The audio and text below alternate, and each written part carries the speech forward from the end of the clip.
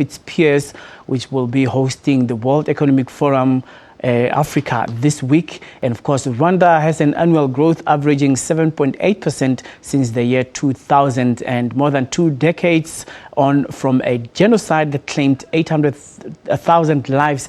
The landlocked country this week welcomes high-profile delegates to the WEF gathering. And Nompumelelo Siziba is in Kigali. She joins us live now. Nompu, good afternoon.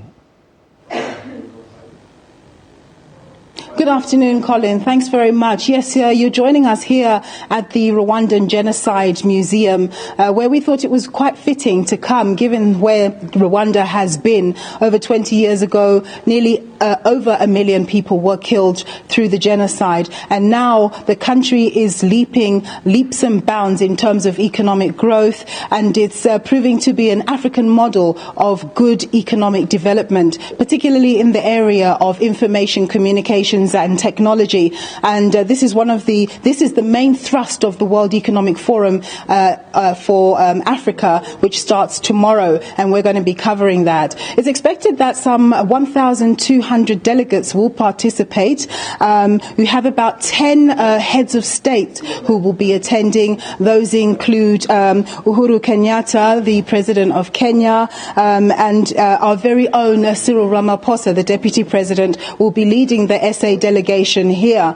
Many of the issues that will be talked about are not new issues, but it's less about what needs to be done, but how to do it. That's exactly what the World Economic Forum representative said yesterday. So they're going to be talking about how do we ensure that we move Africa forward through technology? How do you ensure that instead of just relying on your natural resources, you're able to diversify your economy, including ICT, which will give you an advantage, because Africa does suffer with a lack of infrastructure. By having a good ICT system in place, it can help short circuit some of the shortcomings it has in the area of infrastructure. So these are some of the things that are going to be discussed. There's going to be a lot of focus on youth unemployment and giving opportunities to young people. There'll be quite a number of sessions being held at the University of Rwanda, where young people, they describe them as global shapers, will be involved in conversations about how do we move African youth forward so that they can be the great leaders that they need to be, and we can have a better, more equitable type of society right through the African continent. We know that there's a lot of inequality, and this is mirrored right across the continent. And so these are some of the issues that will be discussed. The energy shortage, that's another issue. Solar, nuclear, which way do people go? Africa has a lot of sunshine, so that's a bit of leverage there.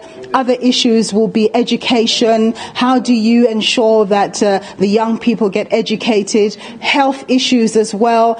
We have people in the rural areas who are not always able to easily access medical facilities. ICT, digitalization can help in that regard, and so on. So these are some of the things that will be coming up, and we'll be covering that as of tomorrow when it kicks off. Colin.